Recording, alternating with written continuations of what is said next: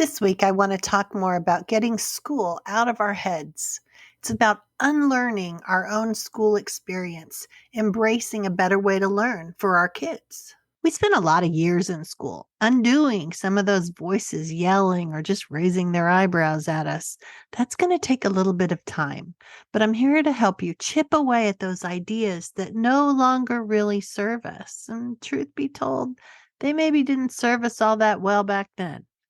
How many of us asked, when am I really going to need this? Or what am I learning this for? And you were blown off, right?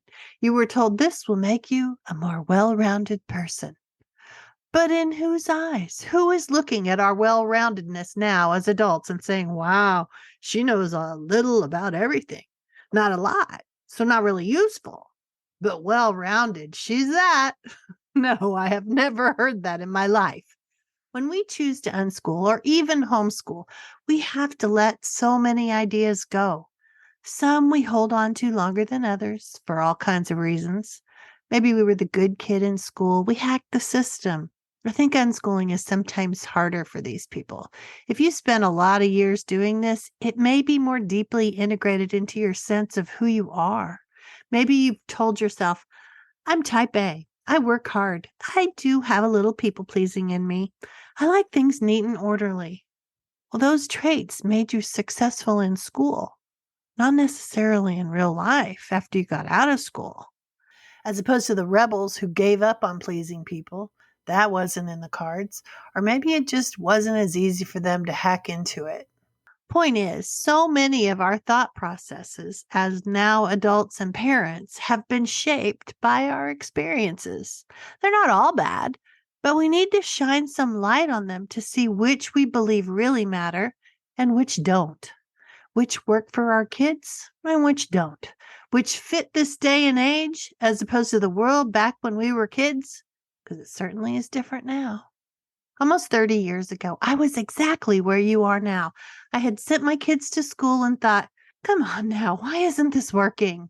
Then later, when I brought them home from the school system and I was trying curriculum, I was thinking, it's just one or two sentences for Pete's sake. When I was in school, we had years of this. Why won't my kids comply? Because I still had so much school stuck in my head.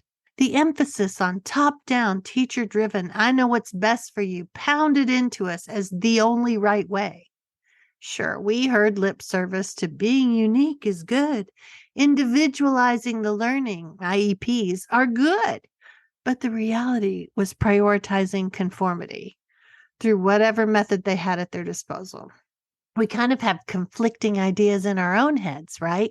We start to feel confident about doing something a little differently, and then we start to second guess ourselves. Like a rubber band, it flings us back. So why is breaking free from schoolish ways important? Because it's not good enough. Not anymore, at least. And our kids are not thriving with that school approach that we were so completely indoctrinated into. If we're going to see learning as a positive, wonderful way to find answers to our questions, solutions to our problems, we're going to have to step away from the idea of checking a box before we get to the good stuff or following someone else's agenda. We are capable. We are adults moving around in our adult world. And what do we do if we need to know something? Do we mimic school and quiz ourselves on Friday? No, we probably Google it or watch a YouTube video. That wasn't something we did 10 or 15 years ago. And 10 or 15 years from now, our kids will probably laugh at this antiquated way of gathering information. So much of school was built around the students proving to the teachers that they knew the material. Students learned how to bluff and skim and come across knowledgeable. And before you knew it, we didn't care about learning. We only cared about the grade or getting out of there. So if we decide we're going to embrace an approach that's actually better than our own past experiences, we have some undoing to do. So often parents say, wow, I had no idea this was going to be so hard for me. I had no idea so many schoolish ideas were woven around in my mind. Making the decision to do that, though, that's step one. And it's how you get the most out of an unschooling or any non-traditional learning experience. I've started to give you some ideas about why this is so hard to do. Why, when you think you've got it figured out, fear creeps back in. You're back to scrolling the internet for some math curriculum or writing lessons. Everybody's reason to do this is going to be so individualized. Did your sister's kid rattle off some times table answer and your kid just looked at you? Did something seem okay when they're 8, but now that they're 10, that seems a little bit late? Are you simply around too many people who are talking about the latest and greatest curriculum? Or maybe they've given you the impression that deschooling should be 2 weeks of laying around and then it's time to get busy with homeschooling. Because at first glance, that curriculum sounds much easier to do. Someone else tells you what kids need to know. It's all laid out nice and tidy. We could cough up the money and ding, in our mind, we've done our good deed. We've found what we need. Gold star for us. And then our kid disagrees. Maybe they do it for a little while just to keep you happy. They want to be a good kid too, but then they don't see the point. They don't see the reason. This is more important than leveling up in their game, a game full of coins and building strategies and scenarios, which, translates into math and engineering and language arts and history. Not that kids will know how to argue that position with you, but that's the truth of those games. So the power struggle begins. We want to be good stewards of our money, and we've already bought that pricey curriculum. We've maybe been raised that kids need to do as they're told, don't be defiant, and we're supposed to be in charge. And we are clearly losing ground in that arena.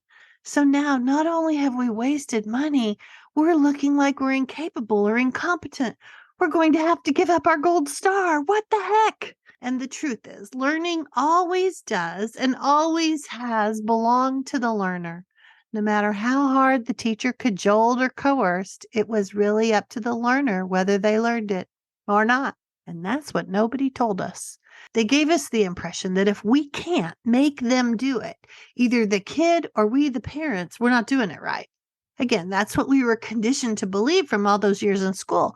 It was always the learner's fault, not paying enough attention, not applying themselves. They convinced us that we were the problem, not that their methods were not right or the curriculum was lame. Oh, no, it was never their fault. Even though now, as we look back, we can see them shifting around all the time. First, it's the phonics approach to reading. No, now it's whole word. Back to the basics. No, Common Core. Every decade or so, another new way is tried. And because it's a big system barreling along, they can't step back enough to see the structure itself is what's the problem. But we can.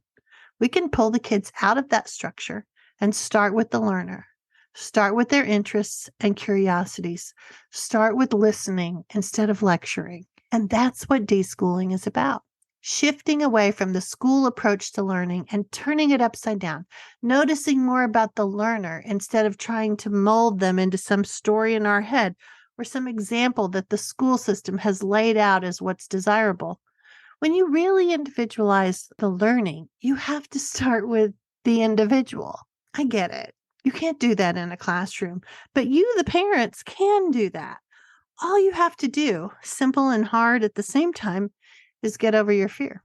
Be brave enough to forge your own path. Look around to learn more because you've got a lot to learn too. You don't have to fake that you're the expert, the quintessential homeschooling mom. Forget that. You're learning to do something you were not prepared to do. But you have a reason for all this effort. That child standing in front of you, they deserve better than school or the school approach to homeschooling. Let's conquer your fears one at a time. With grown kids who learn this way, I can tell you that this non-traditional unschooling way works. They didn't use traditional methods for learning, and they still got into college, have careers, own homes, and businesses. They were not unprepared for adulthood. Think about how kids learn to walk and talk before school without lessons in curriculum, and how we learn as adults after we leave the school system. I'm here to tell you that my kids and thousands of others who have done this quietly under the radar learned what they needed to be happy, successful adults. What if it really is as simple as that? What if you can begin to dismantle the ideas that schools conditioned you to believe, and you begin to look at learning like this?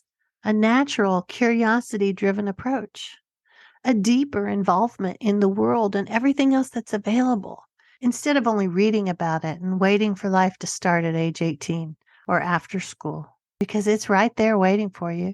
You just have to be brave enough to step up, shed those shackles of conformity above everything else, and step into the real world.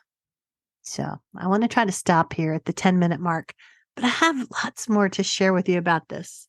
So leave a comment if this resonates with you or if you think you'd like me to talk more about this. And in the meantime, hop over to the unschoolingmom2mom.com website and learn a little more about how this could work for you and your kids. And if unschooling is taboo where you live, you don't have to tell anyone you're reading up on it. Your secret is safe with me, and I'll talk to you again next week.